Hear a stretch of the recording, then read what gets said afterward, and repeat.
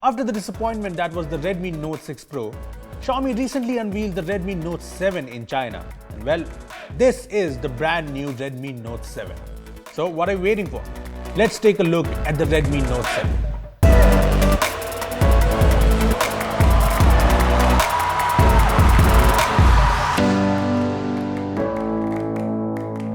Hey guys, this is Rupesh from Beebom.com and this is your first look at the brand new Redmi Note 7. Which looks quite interesting, right? Well, before we talk about the Redmi Note 7, let me tell you that this video has been sponsored by Bank Bazaar, which is your one-stop solution for all your banking needs, including credit cards and a lot more. I'll talk more about Bank Bazaar at the end of this video, so stay tuned for that. Now, let's talk about the brand new Redmi Note 7.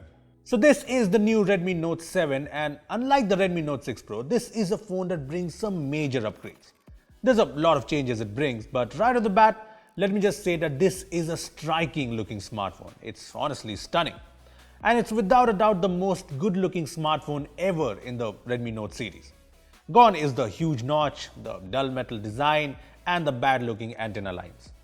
The Redmi Note 7 has a new teardrop notch, a glass back, and the trendy gradient finish, all of which give the phone a very premium look. Just look at it next to the Redmi Note 6 Pro and the Mi A2. The Note 7 is in a different league altogether when it comes to the looks. I mean, even when put next to the Zenfone Max Pro M2 and the Realme 2 Pro, the Redmi Note 7 shines through with its real glass back, if you know what I mean. Anyway, along with the new glass back, the Note 7 also features the teardrop notch, which is definitely less intrusive than the other notches.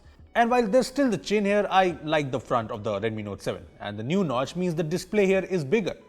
The Note 7 has a 6.3-inch IPS LCD display with Gorilla Glass 5, and it seems like a great display. Now, I haven't really spent a lot of time with the Note 7, but so far I like the display on the Note 7. It's crisp, it's bright, and the colors are good.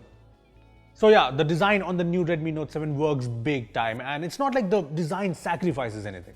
There's the fast fingerprint scanner on the back, the IR blaster and headphone jack on the top, a tiny notification LED at the bottom of the front, and look what we have here at the bottom, the USB-C port.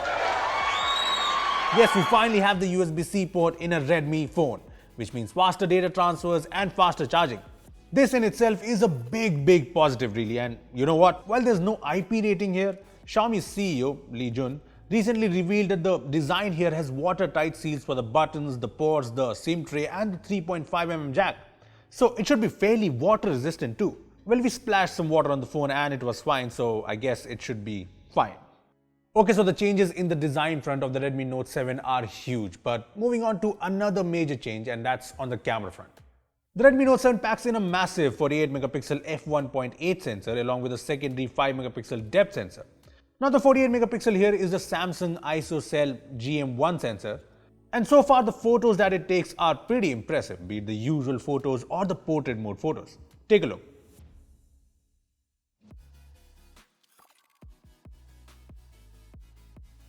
So as you can see, most of these photos have great detail, and I definitely like them.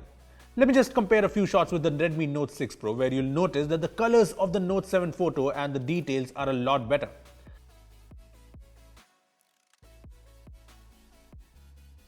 Now if you're wondering, the Note 7 in the auto mode takes 12-megapixel photos, but you can shoot 48-megapixel photos with the Pro mode. And I'm sure you have a lot of questions here. Like, how does the phone have a 48-megapixel camera when the Snapdragon 660 does not support it? Is the Redmi Note 7 48-megapixel camera a gimmick? Is the 48-megapixel camera on the Note 7 fake? Well, don't worry, we have a separate video coming up on the Redmi Note 7's 48-megapixel camera where we'll answer all your questions, so stay tuned. Now, let's continue with the video. Okay, so on the video front, our Chinese Redmi Note 7 does not have support for 4K video recording, but there's 1080p at 60 FPS support and 1080p at 120 FPS support, so that's pretty nice. Anyway, here's a video sample from the Note 7, which looks stable thanks to EIS and has pretty good video quality. Now all that is fine, but on the selfie front, there's a bit of a downgrade. No dual cameras here, of course, and the Note 7 comes with a 13-megapixel f2.0 camera, which does seem like a downgrade from the Note 6 Pro's 20-megapixel camera.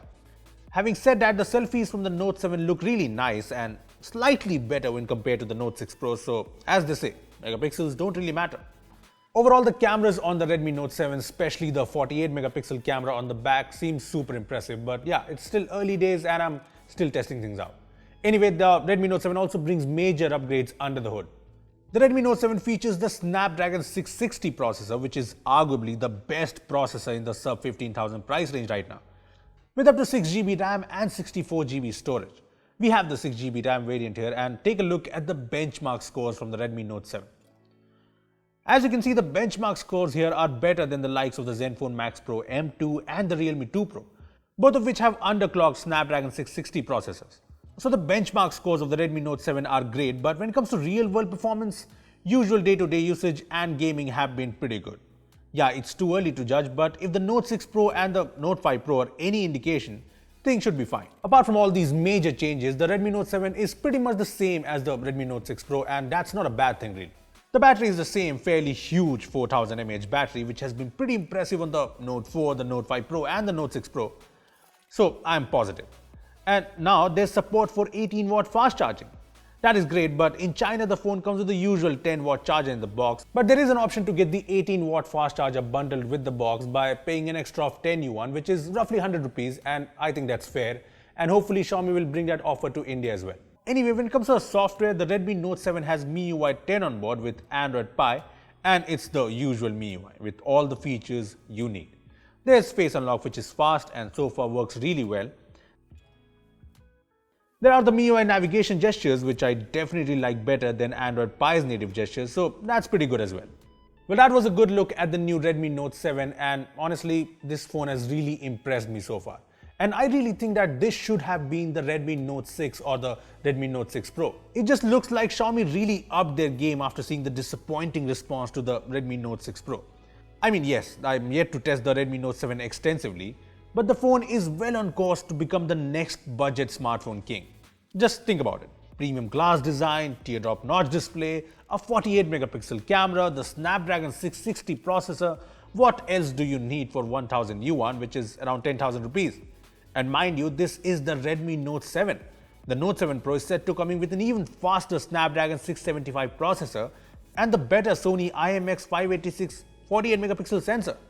So yeah, it's pretty clear that the Redmi Note series is back with a bang. But yes, we still don't know the Indian price of the phone. We still don't know if the 48 megapixel camera is as good as it seems.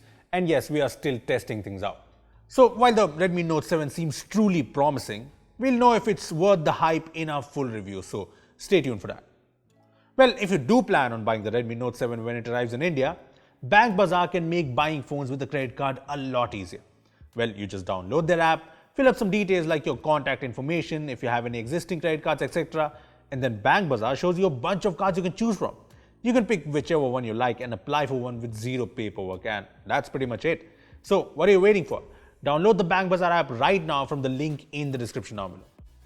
Well, that was your first look at the new Redmi Note 7. So how do you like it? Tell us in the comment section below. Also, if you have any questions on the Redmi Note 7, just comment below and we'll make sure to answer them all in a full review. Well, give this video a thumbs up if you enjoyed it and share it with your friends who are waiting for the Redmi Note 7 to come to India. Lastly, subscribe to our channel for more amazing tech videos. Well, that's me signing off. Thanks for watching and I will see you in the next one.